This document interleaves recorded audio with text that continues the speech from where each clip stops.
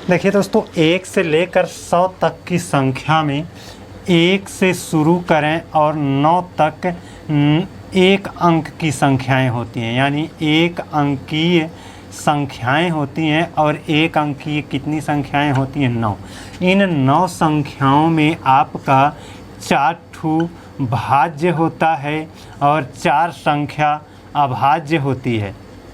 अब जो 9 संख्या उसमें से 4 ठू भाज्य होगा, 4 ठू अभाज्य होगा, तो बचा एक संख्या। और वो एक संख्या कौन सी है? वह संख्या है 1। ये ना तो भाज्य होता है ना ही अभाज्य होता है।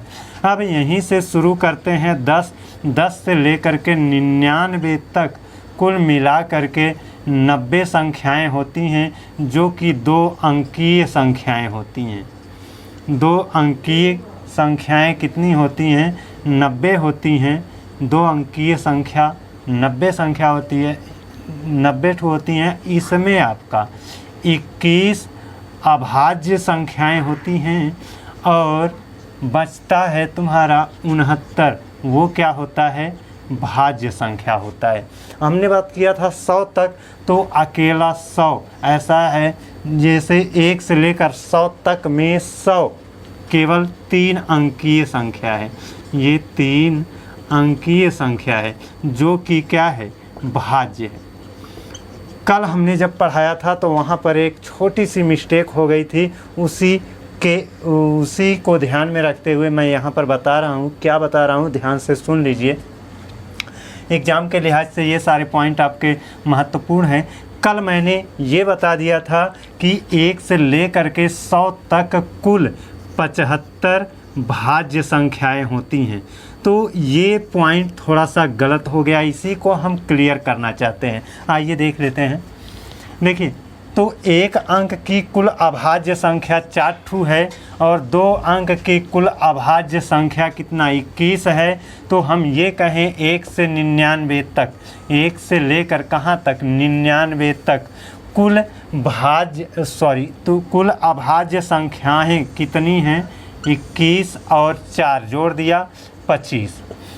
अगर यहीं पर 1 से 100 तक की बात करें तो 1 से 100 तक अभाज्य संख्याएं भी कितनी होंगी? 25 ही होंगी, क्योंकि 100 तक जाएंगे तो 100 भाज्य हो जाएगा, तो अभाज्य संख्याओं की संख्या कितनी रह जाएगी? 25 ही रहेगी। अब 1 से लेकर के 99 तक भाज्य संख्याएं कितनी है? 4 ये है, 69 ये।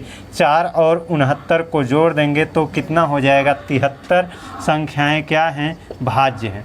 ये क्या हैं? अभाज्य हैं। तो 1 से लेकर के 99 तक कुल 73 भाज्य संख्याएं हैं और 100 को भी सम्मिलित कर लें तो एक संख्या ये, यानी 74 भाज्य संख्याएं होती हैं। उस दिन हमने क्या बता दिया था? इसी की जगह पर कितना बता दिया? 75 बता दिया। कैसे मिस्टेक हो गया? थोड़ा सा मैंने यहाँ पर ध्यान नहीं दिया कि एक ना तो भाज्य होता है ना ही अभाज्य होता है ना। तो ये तो एक है, एक ना तो भाज्य होता है ना अभाज्य होता है, इसलिए इसको निकाल देंगे तो हमारा कितना बचता है? कल वाले टॉपिक्स के आधार पर देखेंगे तो जहाँ हमने 75 बताया था उसमें से यही एक जो कि ना तो भाज्य होता है ना ही अभाज्य होता है, इसी को निकालना था। इसी को निकाल लेते तो हमारा वहाँ भी 74 आता, लेकिन वहाँ पर थोड़ी सी मिस्टेक हो गई है ना। इंसान मैं भी हूँ, थोड़ा बहुत मिस्टेक हो जाता है, इसीलिए मैं इसको सुधार करने के लिए आज इसको बता दिया हूँ। तो आशा करता हूँ कि ये जो मिस्टेक हो गया था उसको आप लोग समझ गए होंगे। समझ गए हैं तो दोस्तों बहुत अच्छी बात है, नहीं समझे हैं तो एक बार पुनः रिपीट करके देख लीजिए, निश्चित रूप से ये समझ में आ जाएगा। अब देखिए यहाँ पर 1 से लेकर 100 तक भाज्य संख्याएं कह दिया जाए तो 74, 1 से 99 तक भाज्य संख्याएं कह दिया जाए तो 73। एग्ज़ाम में बहुत ज़्यादा पूछा जाता है कि 1 से 100 तक कुल कितनी भाज्य संख्याएं हैं, तो 74 है ना। और हमने यही गलती से कल कितना बता दिया था? 75 बता दिया था। इसके लिए मैं आपसे सॉरी बोलता हूँ, है ना। तो ये अब आप तैयार कर लीजिएगा। और आज का हम जो टॉपिक उठाएंगे वो हमारा क्या होगा कि जो परिमेय संख्या और अपरिमेय संख्या होती है उसी को आज हम कवर करेंगे। परिमेय संख्या और अपरिमेय संख्या। पिछले वीडियो में मैंने भाज्य अभाज्य को बहुत अच्छे ढंग से बताया है, वहाँ पर जाकर आप पढ़ लीजिए, सारा कुछ सब कुछ वहाँ पर सही है। बस वही जहाँ यहाँ पर 74 मैंने बताया उसी की जगह पर वहाँ 75 बोल दिया था, है ना। इसीलिए मैं यहाँ पर आज इसको क्लियर करने के लिए थोड़ा सा इस पर चर्चा कर लिया हूँ। चलिए आज का अपना टॉपिक शुरू करते हैं। हमारा आज का टॉपिक जो होगा वो परिमेय एवं अपरिमेय संख्या, परिमेय एवं अपरिमेय संख्या, अपरिमेय संख्या।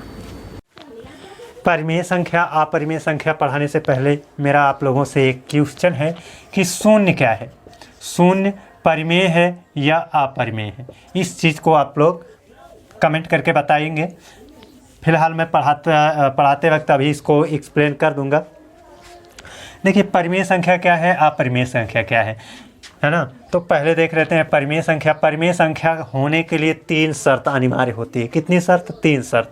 तीनों शर्त क्या है कि संख्या p/q के फॉर्म में हो, जहाँ पर q का मान 0 के बराबर ना हो, यानी q is not equal to 0।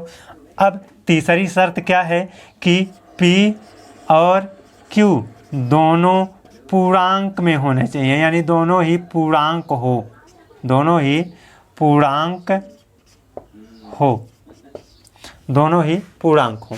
अब जैसे उदाहरण एग्जाम्पल इसका क्या बनेगा? अब भैया एग्जाम्पल जो बनेगा इसी को ध्यान में रख करके बनेगा, यानी p/q के रूप में रहना चाहिए। हमको ध्यान देना होगा कि q की वैल्यू कहीं 0 ना होने पाए, और p और q दोनों ही जब पूर्णांक में रहेंगे तो हमारा वो क्या हो जाएगा? परिमेय संख्या हो जाएगा। एग्जाम्पल में जैसे कहा जाता है 3/5, 3 अंश बटे हर के रूप में है, यानी p/q के रूप में है। q का मान 0 नहीं है और p और q दोनों ही पूर्णांक है, अतः ये क्या है? परिमेय संख्या है।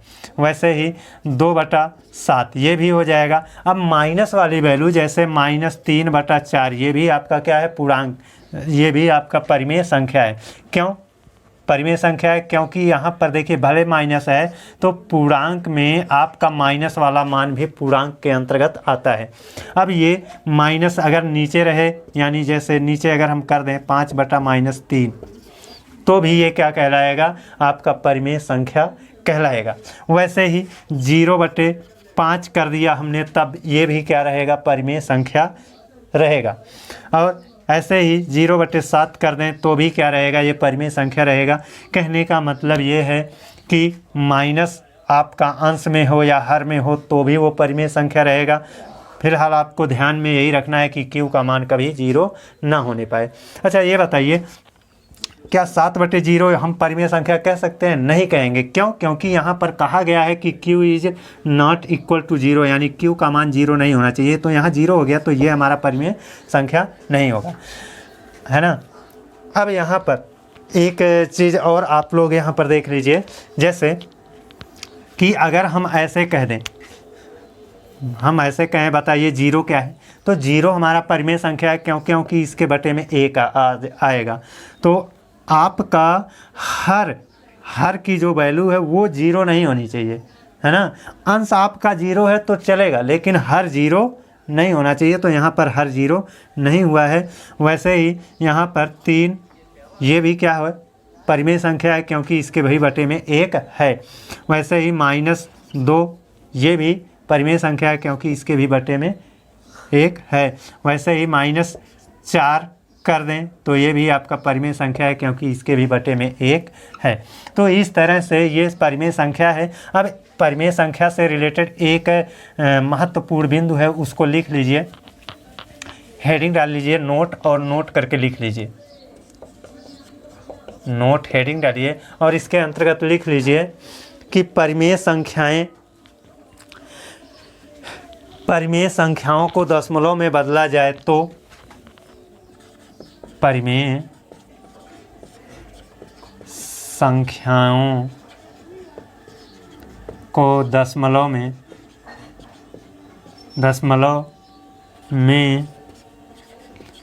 बदला जाए तो वे निश्चित दशमलव या अनिश्चित या अनिश्चित आवर्ती दशमलव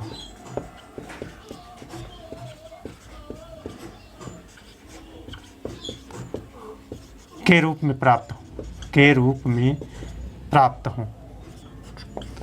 अब देखिए यहाँ पर दो चीज़ है कि परिमेय संख्या को अगर हम दशमलव में बदल रहे हैं तो वो निश्चित दशमलव के रूप में प्राप्त हो या फिर अनिश्चित आवर्ती दशमलव के रूप में प्राप्त हो, ये दोनों चीज़ आपको समझना है।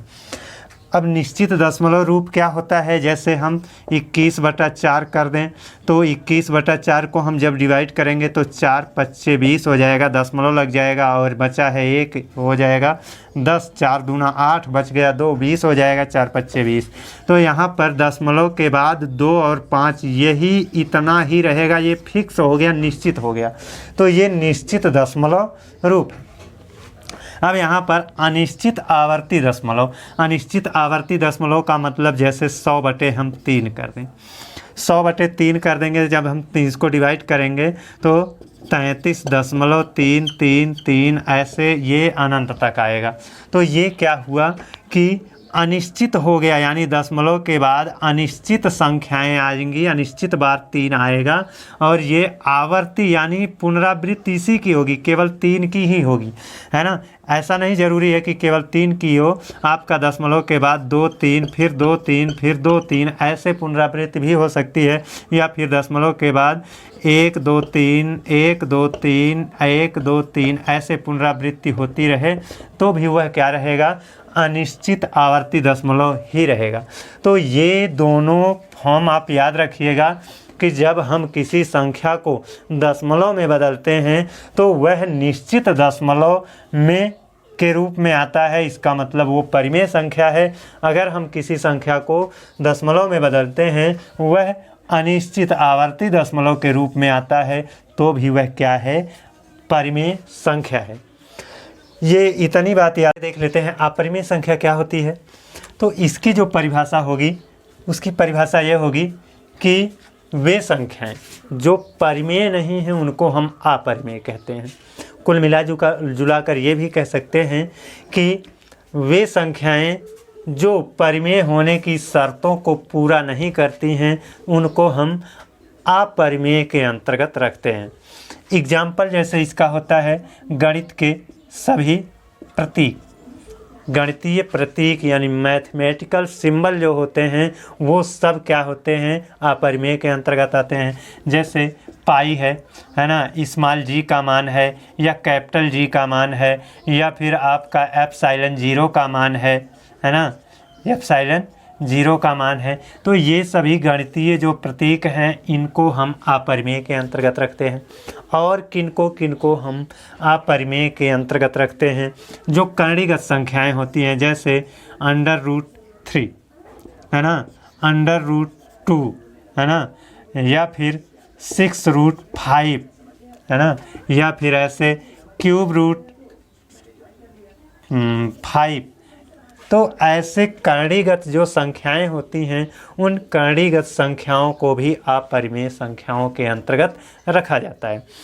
तो अब यहाँ पर आई होप कि आप लोगों को परिमेय और अपरिमेय में कुछ तो अंदाज़ा मिल ही गया होगा। एक चीज़ आप जैसे इसमें नोट करके लिखे हैं वैसे ही इसमें भी नोट करके लिख लीजिए कि जैसे इसमें क्या था कि परिमेय संख्या में हमको क्या था कि परिमेय संख्याओं को अगर हम दशमलव में बदल रहे थे तो वह निश्चित दशमलव, जैसे कि ये दशमलव के बाद 2 अंक तक निश्चित रूप से अंक प्राप्त हुए हैं, यानी निश्चित दशमलव के रूप में प्राप्त हो या फिर अनिश्चित दशमलव के रूप में प्राप्त हो। ये जैसे अनिश्चित दशमलव, अनिश्चित अनावर्ती दशमलव के रूप में प्राप्त हो, ये चीज़ थी। वही चीज़ यहाँ पर भी लिखना है, नोट करके लिख लीजिए कि अपरिमेय संख्या को दशमलव में बदलने पर वे अनिश्चित अनावर्ती दशमलव, अनिश्चित, देखिए सारी चीज़ें इसमें जो दी गई हैं वही हैं, है ना, केवल यही अनिश्चित अनावर्ती दशमलव, अनावर्ती दशमलव अनिश्चित अनावर्ती दशमलव, यानी वे संख्याएं जिनको हम दशमलव में बदलें तो दशमलव में बदलने पर वे अनिश्चित अनावर्ती दशमलव के रूप में प्राप्त होती हैं, उनको हम कहते हैं अपरिमेय संख्या। अब जो ये पाई का मान है ना, वो अनिश्चित अनावर्ती दशमलव के फॉर्म में प्राप्त होता है। स्मॉल जी का मान है ना, वो भी अनिश्चित अनावर्ती दशमलव के रूप में प्राप्त होता है। ये सभी सिंबल जो हैं, इनके मान जो होते हैं वो अनिश्चित अनावर्ती दशमलव के रूप में प्राप्त होते हैं। साथ ही साथ √3, √2, 6√5, √5 इन सब के मान भी अनिश्चित अनावर्ती दशमलव के रूप में प्राप्त होते हैं। अब ये अनिश्चित अनावर्ती दशमलव है क्या, इस चीज़ को भी समझ लीजिए। यानी जैसे कोई संख्या p/q के फॉर्म में रखी है और उसमें हम p में q से भाग देते हैं, तो मान लीजिए यहाँ पर कोई संख्या आ गई, यम आ गई, उसके बाद दशमलव लगाया हमने, दशमलव के बाद क्या आ रहा है, 1 आ रहा है, 2 आ रहा है, उसके बाद 7 आया, 9 आया, 4 आया, 3 आया, 2 आया, 5 आया, 6 आया, 8 आया, 7 आया, 1 आया, 3 आया।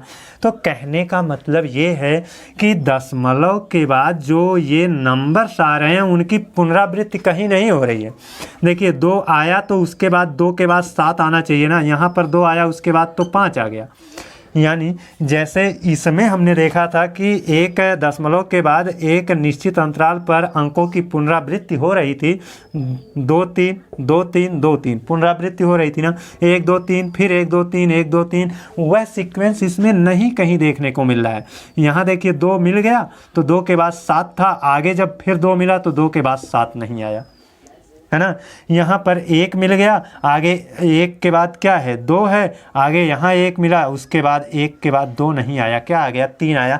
यानी ये हमारा दशमलव के बाद अनिश्चित तक ये ऐसे बढ़ता चला जाएगा, है ना। और अनावर्ती यानी पुनरावृत्ति नहीं होगी, है ना, पुनरावृत्ति नहीं होगी। और तो इसलिए ये अनिश्चित है, अनिश्चित तक जाता है तो अनिश्चित है, और पुनरावृत्ति न होने के कारण ये अनावर्ती भी है। तो अनिश्चित अनावर्ती के फॉर्म में जब प्राप्त होता है तभी वो क्या होता है, अपरिमेय होता है। और ये सिंबल्स और ये जो कर्णिगत संख्याएं हैं, सभी का जो मान आता है वो अनिश्चित अनावर्ती दशमलव के रूप में प्राप्त होता है, इसीलिए इनको हम अपरिमेय के अंतर्गत रखते हैं। और जब भी कभी किसी संख्या को दशमलव में बदलेंगे और दशमलव में बदलने पर अगर निश्चित दशमलव मिल जाता है, निश्चित दशमलव यानी दशमलव के बाद अंक निश्चित हो जाते हैं, या फिर दशमलव के बाद अनिश्चित ही रहते हैं लेकिन उनका अपना एक आवर्त होता है, तो ऐसे संख्याओं को हम परिमेय के अंतर्गत रखते हैं। आशा करता हूं कि आप लोग परिमेय और अपरिमेय को अच्छे से समझ गए हैं दोस्तों, तो अच्छी बात है। अगर आपको मेरा यह क्लास पसंद आया है आपको, तो प्लीज़ चैनल को सब्सक्राइब कर लीजिए और बेल आइकन को भी प्रेस कर लीजिए। अगले दिन आपसे एक नए वीडियो में एक नई ऊर्जा के साथ, एक नए टॉपिक के साथ पुनः मुलाकात होगी। तब तक के लिए धन्यवाद।